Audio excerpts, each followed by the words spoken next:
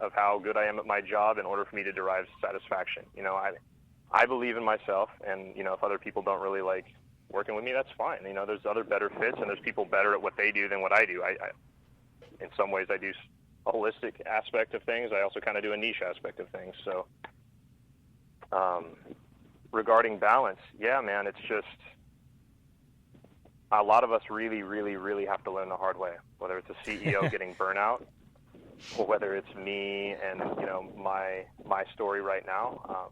At the same time, I do think I needed to go through what I needed to go through just to have that awakening, and no amount of psychedelics or seminars or whatever could have taught me that. You know, life will teach you that. I'm not trying to get all like philosophical with you. That's just, you know, from the heart. This is what's going on for me. You're good, brother. And what I see in other people. You're in good company. You're good company. I have had two failed relationships where I've had to really look inward at you know, my outlook on life, and we talk about this a lot, that sometimes you live below the line and you don't even realize, you know, what you're saying and how that can negatively impact people. The other thing, you mentioned that you're a sensitive person. I am also a very sensitive person. Hard guys have feelings too. Yeah, hard guys have feelings too.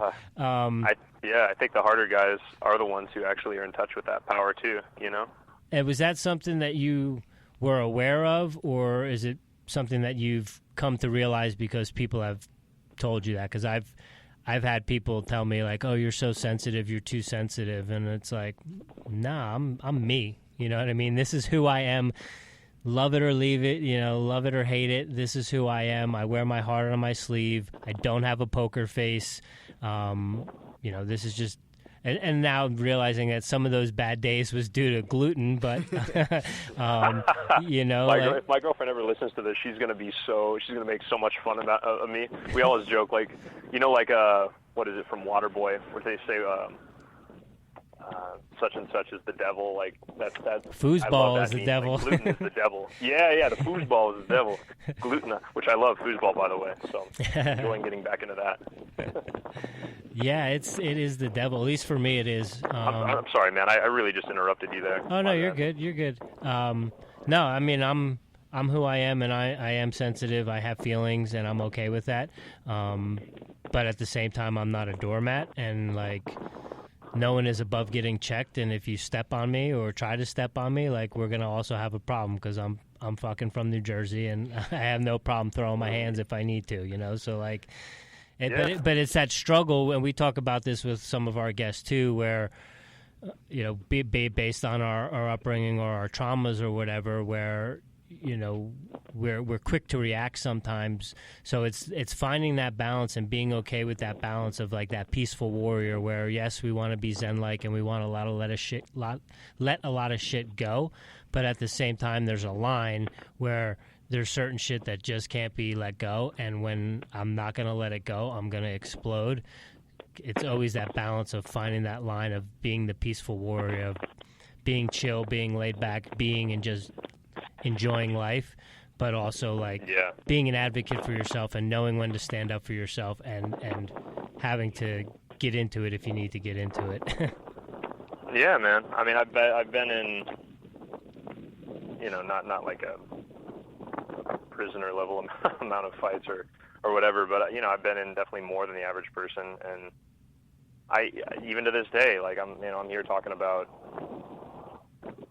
what we're talking about, and I can't tell you that if someone crossed me in the right type of way, like, I wouldn't still, you know, do what I need to do. In fact, something like that happened not that long ago, but that's not really the point. It's kind of like what you're saying is, like, don't reject your feelings. I mean, know when you're out of control and know when to check yourself, and also listen to the people around you who really know you, not the ones who are just sort of being there for moral support right now to kind of, you know, a sounding board can be great and it can be the best thing in the world. At the same time, like, and you see this a lot with like men and their guy friends, or like women and their girlfriends, especially after breakups. It's like, they don't really know the situation, so they're just going to tell you what you kind of need to hear then. And they might listen to you, and that might be the best thing in the world. At the same time, they don't necessarily, like, know what that is.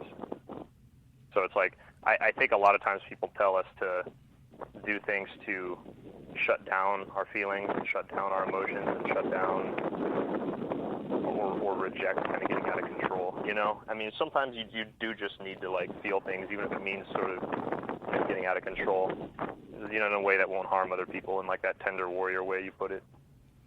So, talking about emotions, talking about feelings, I believe everyone on this call deals with them and has a lot of them. One thing I wanted to ask you, I've heard you talk about trauma release exercises, and I just wanted you to kind of go into what are these trauma release exercises. Is there any that you could kind of give us over the air, or is it more of a hands-on type of deal, and what these release exercises do? Yeah. So they were developed by Dr. David Berceli, and you know, I don't know to what degree someone can claim ownership over this reflex in the body. At the same time, he's the one whose exercises that I use. You know, I've been shown them. I'm not certified by him. At the same time, they're basically a series of exercises that reactivate that mammalian reflex in the body. And in a society where you kind of don't really feel things, it allows you to just feel them again and process them. And again, not to be mistaken for doing the work, but they are a way to get you back in your body again if you were kind of removed from it. So if you look at a deer crossing the road and it almost gets hit by a car, it kind of goes on the other side and shakes itself off.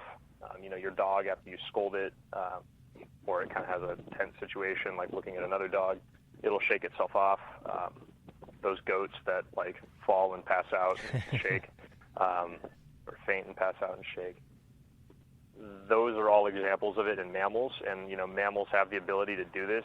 Humans kind of lost our way. I'm forgetting if it's through just what combination of, like, sitting, you know, the modern lifestyle, various insults to the body, the fact that we are cognitive, conscious, exploring, self-aware beings, whatever. The reality is that these are things like a series of exercises, basically, that triggers a bundle of nerve endings in your psoas to just twitch out again. And I'm telling you, when you do this, it's ridiculous how good it feels if you really, truly open up to it.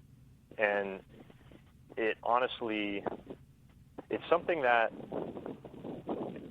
what I'm really saying is, it's something that kind of makes you feel electric inside and warm and serious vibrations, and then it builds and builds and builds up, leading to this, like, huge climax where you're just shaking all over the place and your body's just going out of control on the ground, almost like a seizure that you're conscious for.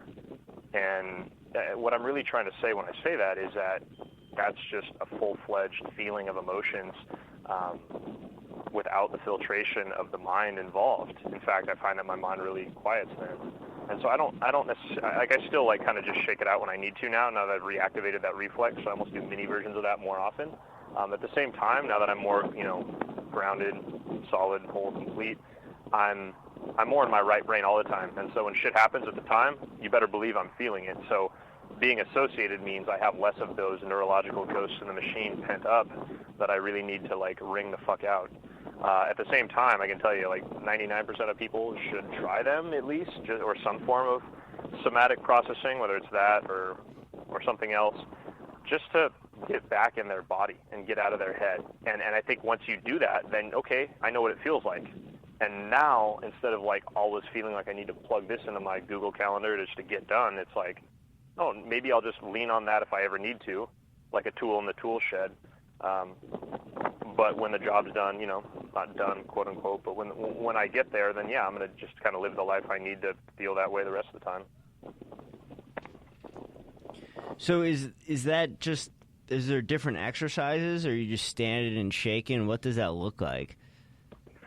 Some isometric holds, some wall sit type stuff, certain rocking exercises, positions, like kind of a cross between isometric holds and yoga, if you want to think about it like that way. All right. And for something... and then there are videos of them. I mean, you know, what I would do is talk to a practitioner, have them run them through you, and then it's not like someone you always have to see, like a chiropractor. It is a series of exercises you can then take and implement on your own. And those are things that like I'll implement with clients too, give them as like homework a couple times a week for like a almost like a training block period of X amount of weeks. And they'll have to do that in conjunction with their health and nutrition to get them, healthy, fit, and then also kind of giving them some of the biology to be able to not be anxious and be able to be calm and really just in their body. If that means freaking out, it means freaking out. And then, obviously like the right movement therapy and strength and conditioning program along with that. So, yeah, it's something anyone can do, assuming, you can, you're in even just the most basic of fitness levels of shape. You talked about using that with your clients, and I've also heard you talk about using different practices with your clients. One thing I've heard you talk about was using the Braverman test for how to program for people and actually how to kind of figure out what kind of psychedelics would be the best to microdose or to experiment with. Just go a little bit into the Braverman test and how you use it and the benefits you've gotten from it. Right. So when I initially talked about that on the podcast, I had some people just like roast me after, and I mean, not really. A couple of them privately. You never use that as a clinical diagnosis. It's not clinically valid. What it is valuable in doing though is showing you, okay, well, like based on this, like really like skewed answer, this person's probably kind of an upper person that's like really, anxious, X, Y, and Z. And then, this stuff isn't more important than just sitting down and having a conversation with them. It just can add to that. And then from there, it's like, okay, well, this person's sort of really anxious and very flighty and doesn't really like sitting with themselves and being alone. Okay, like maybe I shouldn't recommend X, Y, or Z, and I should recommend this. Or maybe I shouldn't recommend anything. Maybe I should recommend more of just sort of like the integration work. The other reason that you can use these various neurotransmitter tests, and usually maybe looking at a couple different ones would be helpful, you also can, could take a neurotransmitter test, but the problem there is that, our way of measuring neurotransmitters in the brain just is not that evolved enough to where you can make a pinpoint diagnosis. So I'm intrigued by neurotransmitter testing in the urinalysis clinical sense. At the same time, I just don't really think it's worth investing the money when you're already going to have to invest the money in, a lot of other just more essentials. So that's why I use it. I think, though, that, if I see someone who's a big-time upper, there's probably a chance I don't need to be giving them something that's going to make them more anxious. And I think that, when you talk about microdosing and people having experiences getting hurt by it, it's probably, if I were to guess, something where they have a high level of glutamate in their brain, and from just the ridiculous amount of it that's in the modern food supply, probably histamines too, which are again excitatory, almost like protective, immunoprotective, neurotransmitters. A lot of these things that people have that are kind of almost helping the body do continuations of fight or flight in the body, you might not want to add some stimulatory agents to that, basically. Does that answer your question? Yeah, and just when you're starting to train an athlete, besides using that for psychedelics, is that a main reason of how you kind of program for them and how you see how they're going to recover and how they're going to respond to the training stimulus you're giving them? Yeah, not to the degree that a Christian Thibodeau, and he's cool, I like him. Not to the degree that he does, where he's having people test and identify as a type 1A neurotype, which means you're going to be more likely to, do X, Y, or Z. A lot of that work that I spoke of has to do more with being able to read people and knowing that this guy is a guy who's going to sit in silence at the end of the bench on the basketball court if his coach is just sort of one of those drill instructor or drill sergeant coaches.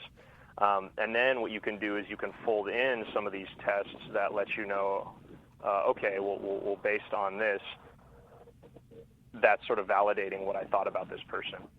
Or, the reality is that I think a lot of people in the strength and conditioning world are dissociated motherfuckers who can't